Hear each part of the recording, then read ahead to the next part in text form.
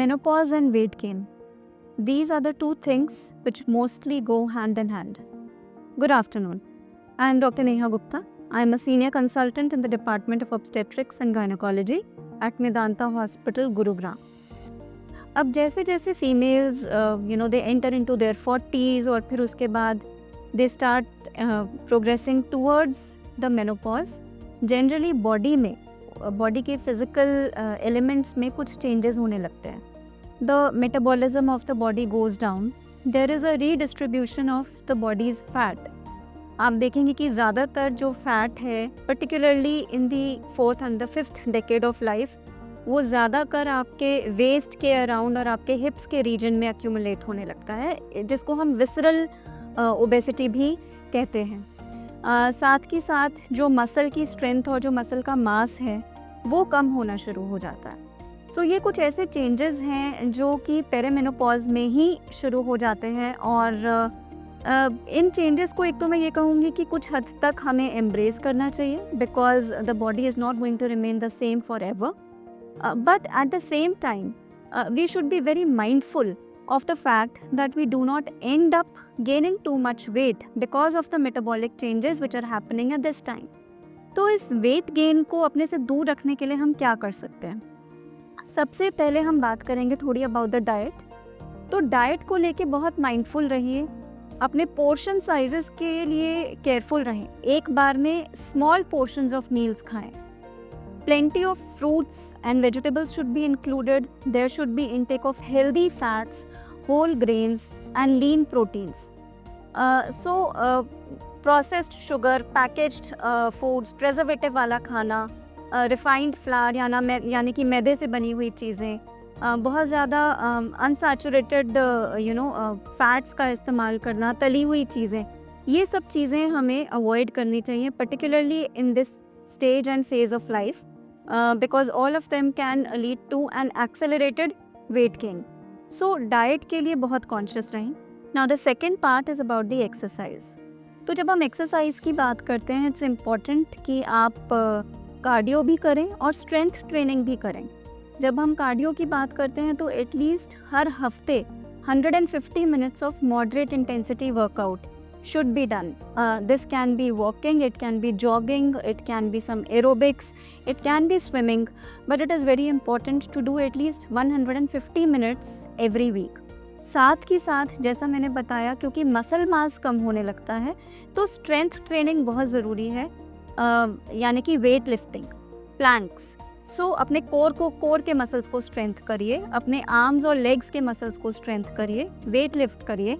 And ये आपको करना चाहिए कम से कम हफ्ते में 2 से 3 बार. इसके साथ साथ थोड़ा योगा, जिससे कि आपकी बॉडी की फ्लेक्सिबिलिटी, एजिलिटी मेंटेन रहे. You are able to improve upon your balance. That is also very very important as you are ageing, because with increasing age there is a tendency that the balance starts reducing a bit. And if somebody is having thin bones, जिसको हम osteopenia कहते हैं या osteoporosis कहते हैं, तो फिर उन फीमेल्स में इस पर्टिकुलर टाइम पर आने के बाद the risk of fractures really goes up. So it's very important to exercise regularly, to do some yoga to improve your flexibility and your balance. Along with this, it's important to take calcium and vitamin D supplements, because the requirement is definitely increased around this point of time. Taking some supplements like magnesium. Magnesium is, it's good to boost your metabolism, and there is no harm in taking these supplements, which can help you a little bit in managing your weight as well. It's important to have a very very good sleep. It has been seen that if you are sleep deprived, अगर आपको अच्छे से रात को नींद नहीं आ रही है तो next day, the following day आप लेज़ी रहते हैं, आपका काम करने का मन नहीं करता, एक्सरसाइज करने का मन नहीं करता. The eating also becomes haywire if you are not sleeping well. So इसलिए अपने डेली रूटीन में एक डिसिप्लिन इनकलकेट करना, प्रॉपर स्लीप हाइजीन होना, वो भी बहुत ज़्यादा ज़रूरी है. And obviously towards the end हम बात करेंगे थोड़ी सी about hormone replacement therapy. Hormone replacement therapy देने का जो मेन इंडिकेशन होता है वो होता है हॉट फ्लैशेस, यानी कि अगर हमने दूसरे वीडियो में बात करी है in detail about hot flashes कि किसी को अगर बहुत ज़्यादा गर्मी लगती है around this phase of their life, तो hormone replacement therapy is the most effective treatment. But then HRT has various other benefits also. One of them being कि obviously वो आपका जो bone का strength है उसको improve करती है, and that is how it reduces the risk of bone thinning and osteopenia and fractures. And secondly, hormone replacement therapy body के metabolism को भी boost करती है, fat की redistribution जो है उसको भी फेवरेबल करती है, एंड उस हिसाब से वो आपको वेट मैनेज करने में भी मदद करती है। HRT लेने से यूजुअली देखा गया है कि फीमेल्स जो लो फील करती हैं या जिनको रात में नींद आने की दिक्कत होती है, तो HRT उसको भी इम्प्रूव करता है।